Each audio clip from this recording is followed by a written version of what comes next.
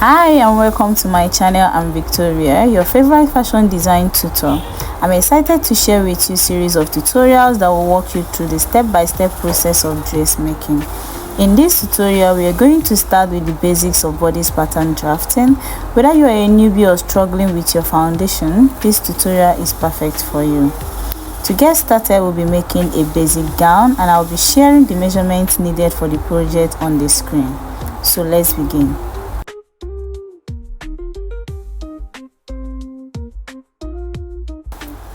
First, I marked my border lines on the pattern both vertically and horizontally.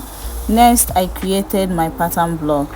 The length of the block is the length of the gown and the width is half of the largest circumference measurement plus 2 inches.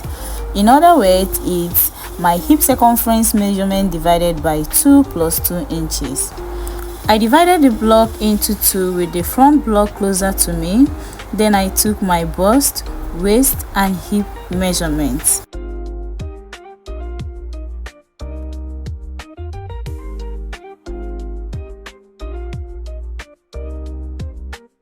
From the hip, I measured 2 inches upwards and labeled it the upper hip.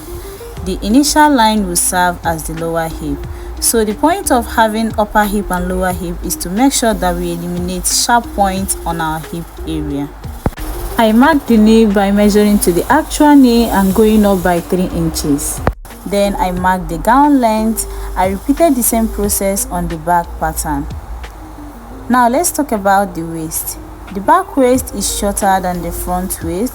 The difference between the two will be used as the bust dart measurement.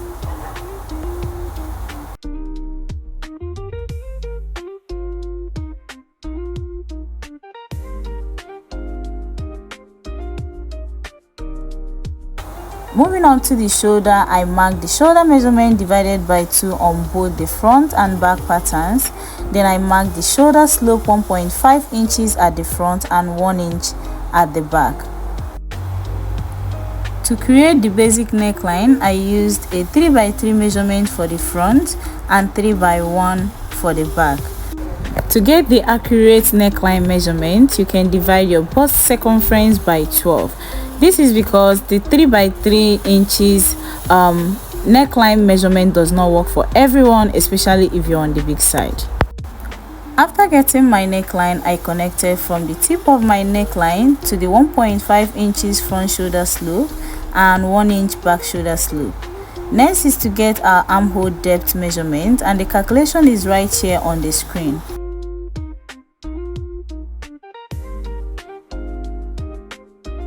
I marked the figure I got from the back shoulder slope.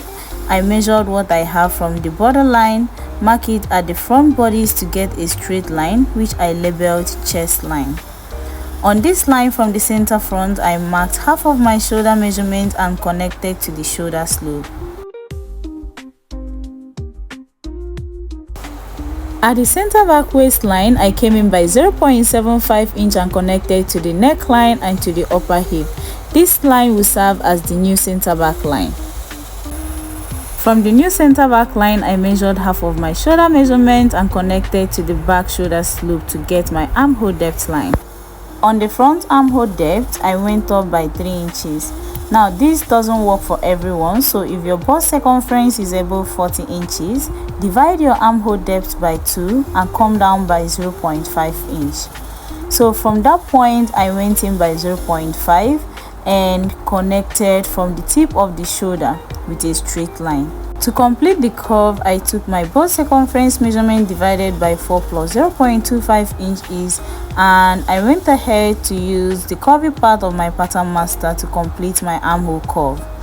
For the back, I divided my depth into 2 and marked. Then I went in by 0.5 inch and connected my armhole curve just like you can see me doing right now.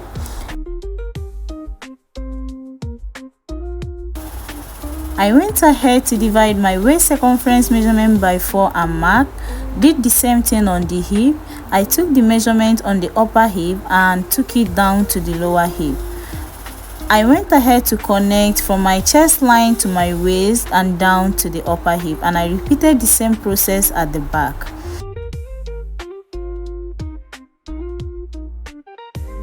To plot our dart, I divided the bust span measurement into two and marked from the bust to the upper hip. For the back, I measured from the new center back line, but to have a straight line, I took the measurement from the initial line and marked from the chest line to the upper hip. So remember that the measurement we took on our waist was without dart allowance, so I'll mark my dart, which I'll replace later. The standard dart intake is 0.75 inch on both sides of the dart line. So at the back, you can stop your dart 1 inch above your upper hip line if you have a big bump, or come down by 1 inch if you have a small bump. At the front block, I came down by 1 inch from the bust point because we'll be having a bust dart, which is the difference between your front and back waist height measurement.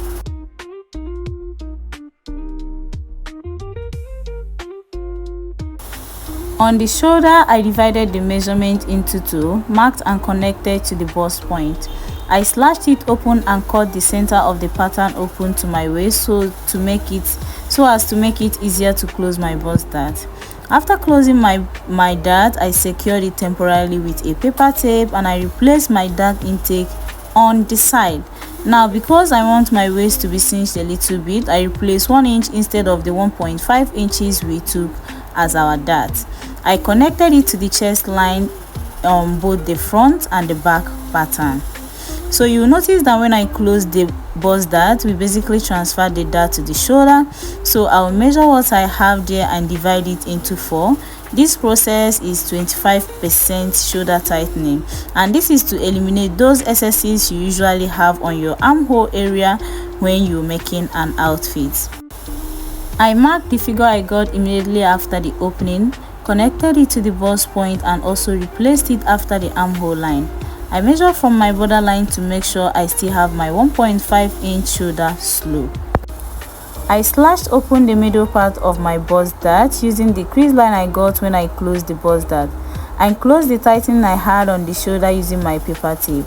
I reshaped my armhole from the replace point to the midpoint.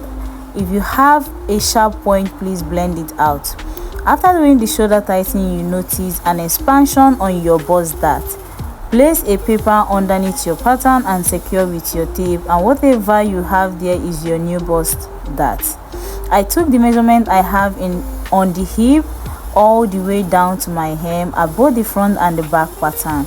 On the back waistline, I went ahead to do my 0.5 inch tightening on both sides of the waistline to remove excesses at that part. On the front, I came down by 1 inch from the waistline and connected with a curve to the side. This is to eliminate smile lines at the center front. Remember, we have that to measure, so measure whatever you have on both sides and ensure that they are equal and marked, so that when you close your pattern together, one will not be longer than the other. So at this point, what we have is a straight gown. So in order to make the gown fitted, we need to do our knee tightening, which I shared the calculation on the screen.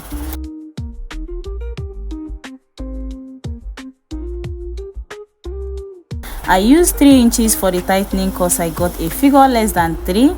I marked 1 inch at the center back, side back and side front respectively. At the center back, I placed number 37 on my lower hip. Check your pattern curve, you see the number 27. So I place it on my lower hip and make sure that my ruler is touching the 1 inch mark on the knee line. Then I curved. From the knee line, I took the 1 inch mark straight down. Please note how I placed my ruler here, okay? So for the side back, I connected a slant line from the lower hip to the first mark on the knee, to the 1 inch mark on the knee rather, and I took it down to the gown length. I repeated the same process at the side front too. I blended the sharp point on the hip area because there is no sharp point on our body, and I proceeded to cut out.